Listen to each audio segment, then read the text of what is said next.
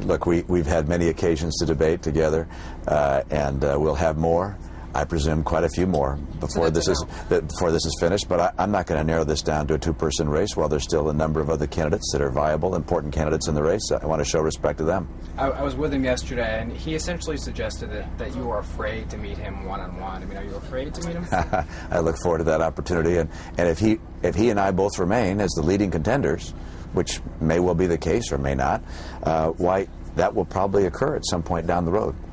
But not next week. Well, we have a group of candidates in the race, and out of respect for them, I want to give them the occasion to also participate in these debates. It's been a productive process so far, and early on it was Michelle Bachmann who was the leader, and then it was, of course, Donald Trump for a while, and Herman Cain and Rick Perry, and now Newt Gingrich and myself. The field can change a bit, so. You think Donald Trump and Newt Gingrich are of equal seriousness as candidates? I'm not going to get into that. That's for you to make your own assessment.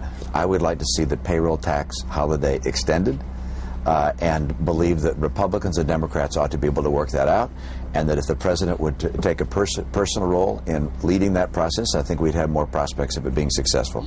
If I were president of the United States, I would sit down with the leaders in my party and the leaders in the opposition party and work to find some kind of common ground. And it doesn't strike me that they're terribly far apart. I will be surprised if they can't get this resolved on a timely basis. You have said in the past that you didn't think that it was good for us to change the don't ask, don't tell policy during wartime. Mm-hmm. Do you think in times of not, obviously the Iraq War has now ended, the war in Afghanistan is about to start to wind down. Do you believe that gays and lesbians should be able to serve openly in the military?